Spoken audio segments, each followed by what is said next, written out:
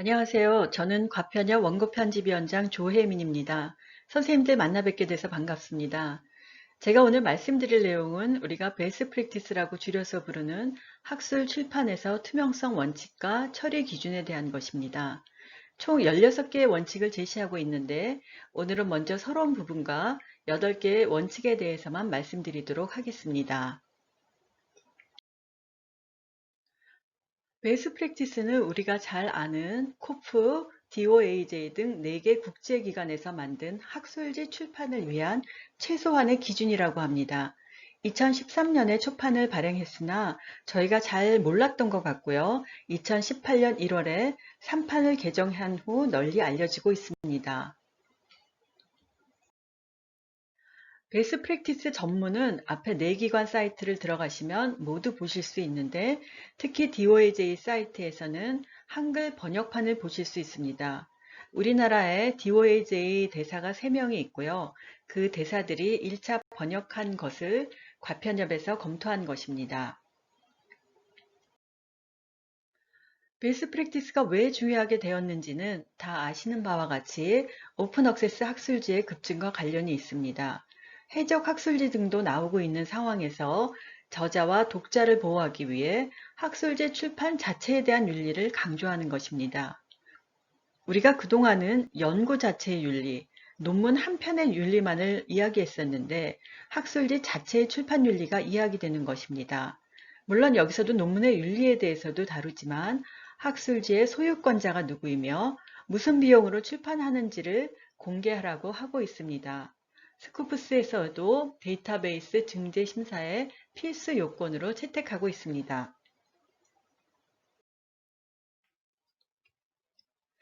선생님들께서는 그동안 학술지 평가를 해보셔서 스코프스의 평가 기준을 잘 알고 계실 텐데요.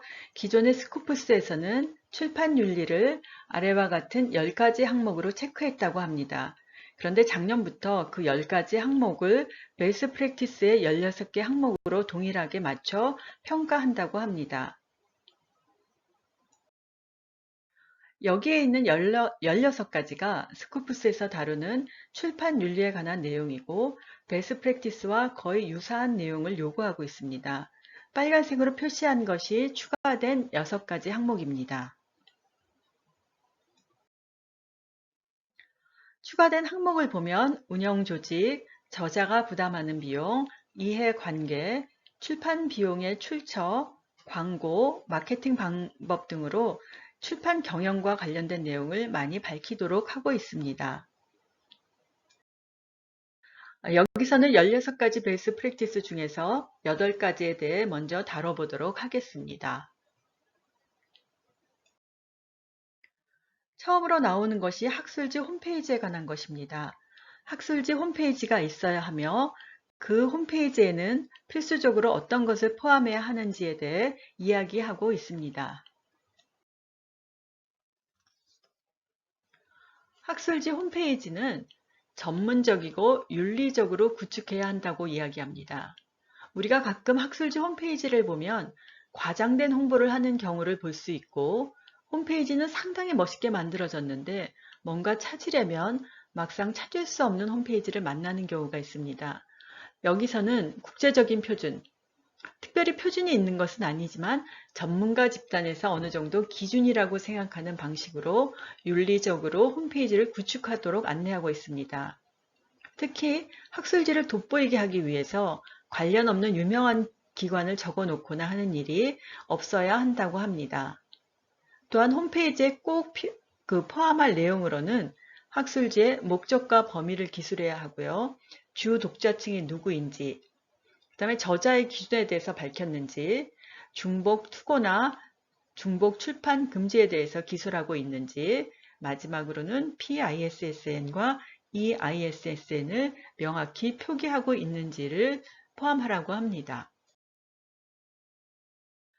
두 번째는 학술지 제목에 대해 기술하고 있습니다. 학술지 제목의 경우에는 다른 학술지와 혼돈하거나 다른 학술지와 연관성이 있다고 오해하지 않도록 차별성 있게 만들어야 합니다. 예를 들면 뉴로사이언스, 뉴로사이언시스와 같이 한 단어의 단복수만 바꾸어 유명 학술지 같이 보이게 하는 경우가 있습니다.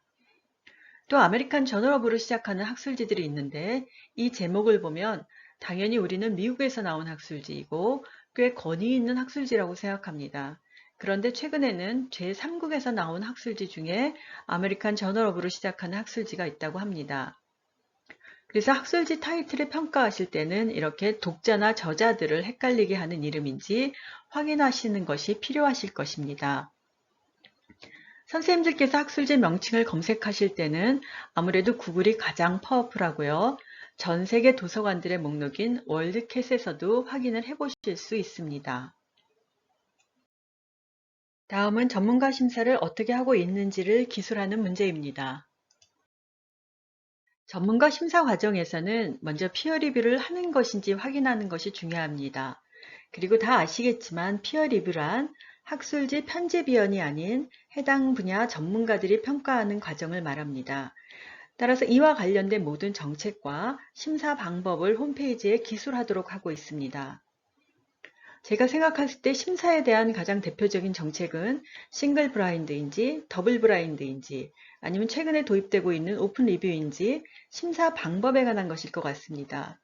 또한 투고 후에 어느 정도 지나야 결과를 알 수 있는지 대략적인 평균 정보를 밝혀주는 것도 좋을 것 같습니다. 하지만 또 반대로 학술지 홈페이지에서 원고 게재 승인이나 우리는 매우 빠르게 심사를 해줄 수 있다라는 어떤 보장은 하지 말라고 하고 있습니다. 몇 가지 사례를 살펴볼 텐데요. 이 그림은 지프라고 하는 학술지 홈페이지에서 피어 리뷰에 관한 내용을 알기 쉽게 보여주고 있는 것입니다. 투고부터 출판까지 전 과정을 그림으로 쉽게 설명해주고 있고 심사는 싱글 브라인드로 한다, 2주 정도 걸린다 하는 것을 보여주고 있습니다. 이 그림은 네이처의 심사 정책에 관한 것입니다. 학술지 홈페이지를 보면 그 폴리시라는 항목이 나오고요. 그 아래 피어 리뷰 정책에 대해 기술을 하고 있습니다. 심사에 대한 일반 정보를 주고 있고 는 더블 블라인드를 하고 있다라고 밝히고 있습니다. 다음은 베스트 프랙티스의 4번, 5번, 6번을 묶어서 말씀드리겠습니다. 제가 베스트 프랙티스를 처음 접하고 가장 헷갈려 했던 부분입니다. 매니지먼트는 뭐고, 거버닝 바디는 뭐고, 또 거버닝 바디와 에디토리얼 팀은 또 뭐가 다른지 상당히 애매했던 것 같습니다. 결론적으로 말씀드리면 하나하나의 단어에 신경 쓸 필요는 없는 것 같고요. 소유권자는 누구인지, 운영 주체는 누구인지, 어떤 사람들로 편집위원회를 구성했는지, 그리고 실제로 출판과 편집하는 사람들은 어떤 사람인지를 밝히는 것을 확인하면 될 것 같습니다. 우리는 대부분 학회나 연구소의 출판물이라 소유권자와 운영 주체가 같은데 엘세비어와 같이 큰 출판사에서 발행하는 학술지는 다를 수가 있을 것 같습니다. 그런 점을 생각하시면서 4번, 5번, 6번을 평가하시면 될 것 같습니다. 그리고 마지막으로 저자나 독자들이 궁금한 사항이 있을 때 연락할 수 있는 연락처를 밝혀주시는 것이 중요합니다. 몇몇 사례를 통해 조금 더 알아보도록 하겠습니다. 이 자료는 소유권자가 학회인 학술지인데 학회에 대해 상세히 기술해 놓은 사례입니다. 이 자료는 운영진을 정확히 알 수 있도록 기술한 사례입니다. 저널 매니저는 편집장이고 매뉴스크립 에디터는 누구이고 웹사이트 구축은 어디서 있는지 구체적으로 밝혀주고 있습니다. 또한 각각의 팀원들이 어떤 일을 하고 있는 사람인지 출판에 대한 경험은 얼마나 있는지도 구체적으로 설명을 해주고 있습니다. 이 자료는 그 캐나다의 출판사에 관한 사례인데요. 출판사를 신뢰할 수 있도록 우리는 60종의 저널을 출판하고 있고 이 중 스쿠프스 학술지도 있다 이런 걸 밝혀주고 있고요. 또한 어떤 사람들이 편집을 담당하는지까지 상세히 기술한 사례입니다. 이것은 과편협 학술지의 사례입니다. 연도별로 편집위원회 명단을 공개하고 있고 실무진 명단도 공개를 하고 있으며 저자나 독자들이 궁금해하는 일이 있을 때 접촉할 수 있는 연락처를 명확하게 밝히고 있는 사례입니다. 마지막은 우리 학술지와 유사한 사례인데 스텝 명단까지 보여주고 있는 사례입니다. 이와 같이 매니지먼트, 거버닝 바디, 에디토리얼 보드 등에 관한 정보를 보여주고 있는지를 평가하시면 될 것 같습니다. 다음은 저작권과 라이선스에 관한 것입니다. 저작권과 라이선스에 대해서는 홈페이지와 투고 규정에 명확히 명시를 해야 하고 각각의 개별 논문에서도 모두 표시하라고 하고 있습니다. 또 우리가 CC 라이선스를 많이 쓰고 있는데 이 경우에는 CC by NC인지 그냥 CC인지 세부 라이선스 요구 사항에 대해서도 밝히도록 하고 있습니다. 또한 우리가 잘 놓치는 부분인데요. 최종 승인되었거나 출판된 논문을 제3의 저장소에 기탁할 수 있는지 알리라고 하고 있습니다. 몇 가지 사례를 보도록 하겠습니다. 이 사례는 투고 규정과 홈페이지에 저작권에 대해 기술하고 라이선스는 제한 없는 CC 라이선스라고 밝히고 있고 제3의 저장소에 기탁할 수 있도록 기술하고 있습니다. 이것은 과편협 학술지인데요. PDF 첫 페이지를 보면 저작권과 라이선스를 모두 기재해 주고 있습니다. 역시 홈페이지에서도 카피라이트와 라이선스를 기재해 준 것입니다. 마지막으로는 계제료에 관한 부분입니다. 계제료는 저자가 논문 투고에 앞서 출판 비용을 쉽게 알 수 있도록 홈페이지나 투고 규정에서 명확히 밝히라고 합니다. 우리나라의 경우 계제료나 심사료가 없는 학술지들도 꽤 있는데요. 무료이기 때문에 별도로 계제료를 밝히지 않는 경우가 있습니다. 하지만 무료일 경우라도 아래 샘플과 같이 무료라고 명확하게 밝혀주는 것이 중요합니다. 이 사례는 발행 기간에 따라 계제료를 차등을 둔 사례이고요. 이 학술지는 논문의 유형에 따라 비용을 차등 책정한 사례입니다. 마지막으로 우리가 잘 아는 플러스의 APC 안내 사례입니다.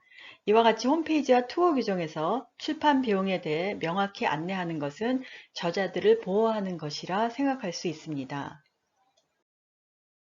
지금까지 베스트 프랙티스의 서론과 8번까지의 내용을 모두 살펴보았습니다. 나머지는 두 번째 강의에서 계속하도록 하겠습니다. 감사합니다.